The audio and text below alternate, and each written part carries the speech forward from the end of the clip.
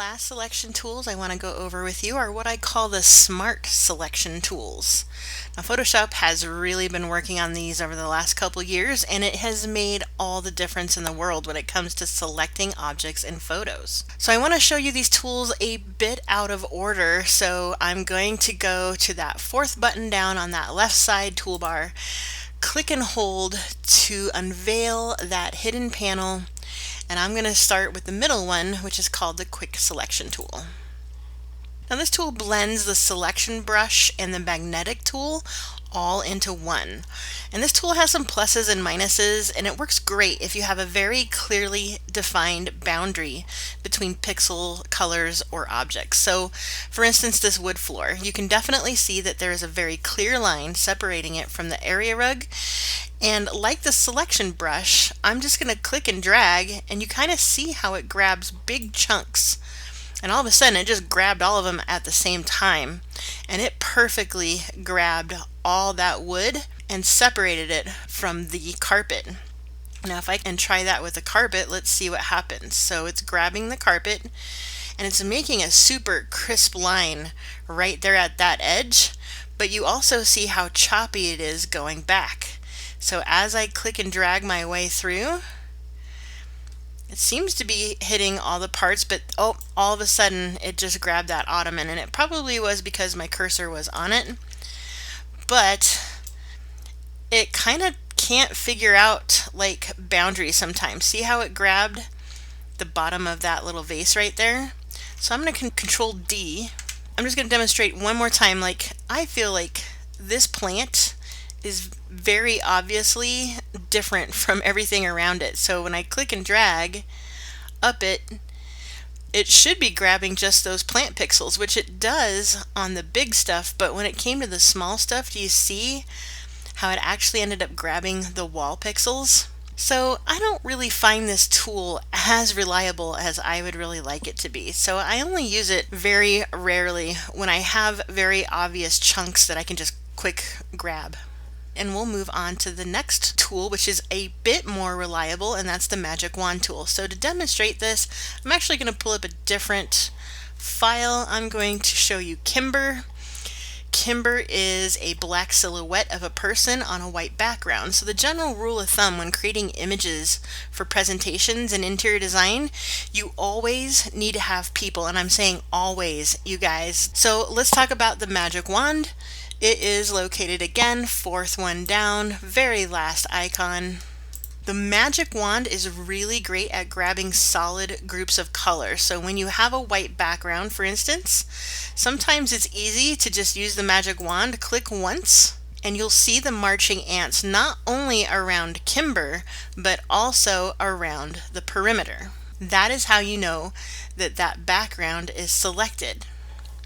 Now there's a couple of places where I see that it did not grab, and that is in between the legs, in between the arm, and then if I zoom in a little bit,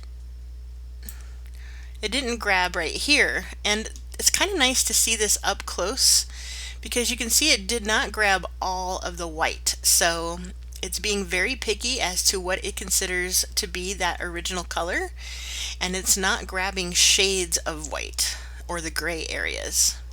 So sometimes it's not going to be as defining as you would like it to be, but I'm just going to hold the shift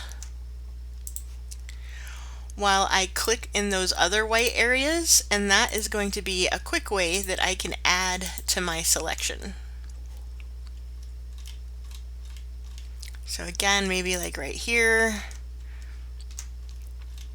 just kind of checking it out, but you can definitely see where it's not catching everything. So it's not as defined of an edge as you would think it is, but most pictures have strange pixels on the borders, especially between two colors that are very different. I'm going to zoom back out again so that we can see the whole picture. And again, you see the marching ants around the perimeter. Now if I want to select her, an easy way for me to do that is to go up to Select and choose Inverse. Then you'll see that the marching ants are around Kimber, and now they are not along the perimeter of the picture. Now, could I have selected the black silhouette first with the magic wand? Sure, but I definitely wanted to show you how to do an inverse select more than anything. But now that Kimber's selected, I'm going to do Control C to copy her, and then I'm going to go over to the interior photo and Control V to plop her in. Now she looks really tall for that space, and I kind of want to position her so that she's more back in with the interior elements. So to change her size, I'm going to go up to Edit and choose Transform. Now you'll see a lot of manipulation tools that are very similar to AutoCAD or SketchUp. We have Scale, we have Rotate, we also have Flip Horizontal or Vertical, which is very similar to the mirror command. But for now, I just want to change her size. So I'm going to choose Scale. You'll see that her silhouette highlighted, and now I can shrink her down. Now I'm holding the Shift while I do it to keep it in proportion. If I do not hold Shift, you'll see that I can kind of like make her look a little funny. But holding Shift will keep her in proportion. And then I can kind of see, I can place her feet where I think they should be, and then I can kind of adjust her size accordingly. So one way that I do this is I can look at the perspective. Her eyes could always be on the horizon line, but this is a 1-point perspective, and I don't really know that I can understand the perspective. Everything's round or placed diagonally. So what I usually do is I put her right next to a chair, and I pretend that she's going to sit down in that chair. If it feels like her knees are going to be up above her shoulders, she's probably too tall. So if she was more like this, she's definitely proportioned too tall. If she's like this, she's obviously proportioned too small, because she's going to look like a child sitting in this chair. So it's just kind of finding that right balance of where she needs to be, and then I can place her feet in the same area. Now if I want her to go back, I probably need to adjust her height, and if I want her to be forward so her feet are closer to the edge, then she needs to be taller. So it's just kind of a matter of understanding where her feet are, and that is where she is standing, and understanding like how tall she needs to be to stand in that one position. So just hit enter to say I'm done, and she is placed. Now some pictures you might think are good to use the magic wand, and then you find out really fast it doesn't work as great. So I'm going to go to this picture of Jasmine, which it looks like she's on a white background, but you can see a little bit of gray area that has shadow. So when I try to use the magic wand, you'll see that it kind of gets her pretty well, but it doesn't go all the way around. Now I could play with the tolerance. Right now it's set to 10. If I did like 30 for instance, I'm going to deselect and reselect. Then you'll see that it selected the whole background, but it also selected her shirt. So it's not the greatest tool to use for a picture like this. So I'm going to show you the ultimate selection tool, which is this object selection tool. So just hover your mouse over Jasmine and you'll automatically see that pink outline showing you where it's going to place those marching ants. And man, did it ever do a good job highlighting Miss Jasmine. So I'm going to go ahead and click, and it takes a second, but then you'll see the marching ants, and yes, it really got her great. And if we can zoom in, it even got this little strand of hair that I didn't know was there, but it really snugly analyzed where she was and how it needed to place those marching ants. So gosh, I just showed you guys like 101 ways to do selections, and then here this one just totally blew all of those out of the water. I still feel like it's really important to know how to do all the different types of selections so that you can figure things out on a need to need basis. But the object selection tool, they've really done a great job with this. It helps so much and makes your work so much faster. So again, I can Control C and I can go back to the interior. I can Control V and I can place her. Now again, she looks a little short for that, which, you know, maybe she is short, but for the most part, we always want to try and show as average sized person as we can. Notice that she's on her own layer and Kimber is on her own layer, so I can definitely come in here and I can type their names. That just helps me know which one is which. There we go.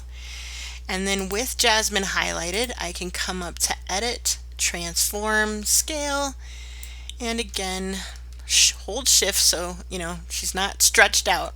That's definitely one thing we do not want to do, is stretch out any object. So hold Shift to keep her in proportion, and then kind of figure out like where it might be good to see her. Now if I don't want to see Kimber anymore, I'm just going to click this little eyeball icon over here in the Layers panel, and Kimber goes away, and now I just have Jasmine. And I can decide where I want Jasmine's feet. Oops, I grabbed onto that adjustment layer right there. Isn't that funny? Control Z, make sure Jasmine is highlighted. See how I accidentally grabbed that adjustment layer? I'm going to bring her back over here, and her feet are kind of there, and I feel like that's about the appropriate height for her. Now I always like to position people so that they overlap objects, and I like to see the corner of this little credenza in the back. It just kind of aids the realism. And then, just kind of looking at her and looking at the room, I might want to do some adjustments. So with Jasmine highlighted in the Layers panel, I'm going to go up to Image, Adjustments. I'm going to adjust the brightness of Jasmine, and you can kind of see how I can make her as dark or as bright as I want to. So maybe I just want to give her a little bit more shadow so that it feels like she's actually in the room, instead of kind of being a little too bright for the room, if that makes sense. But really that's just kind of a judgment for you guys. You might have thought she was just fine the way she was, but I kind of felt like we needed to adjust a little bit more on her shadow, just to help her feel like she's actually in the room. So then click OK, and then your person is placed. So now you can add people or other objects to your photos. So if I wanted to add more plants or pillows, I can. The only issue that you need to be aware of is the perspective. So if the object doesn't match the perspective of the room, it's going to look off and it's going to look a little funny. So for instance, I have Summer right here, and I'm going to take that object selection tool. It grabbed her. I'm going to hold Shift so that I can also grab that chair. And then I'm just double checking to see that it got all the parts and pieces. It looks like it did. Control C, come back to the interior, Control V. Now she comes in huge to this, so I definitely need to go up to Edit, Transform, and Scale. I'm going to zoom out so you can see just how big she came in compared to the original photo. Wow, that's pretty big. So I held Shift, and let's say that I want her to go right here. Now currently she's up above, or she's below that adjustment layer, so I'm going to move her to the top of the layers so that she's above it and we don't see that anymore.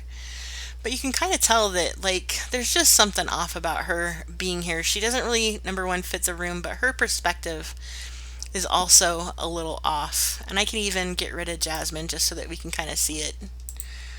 Let's try to make her smaller, just so that we can see if we can put her in that back. So where that bottom of that chair is basically where that chair is sitting.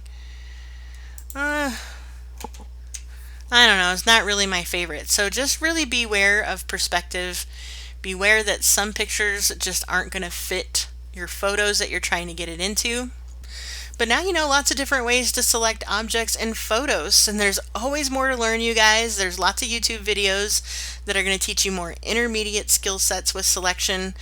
And I always encourage you to be an independent learner, go beyond what I teach you, but for now at least you got the basics, and your next step is to take these selection skills to help you start rendering CAD drawings in Photoshop.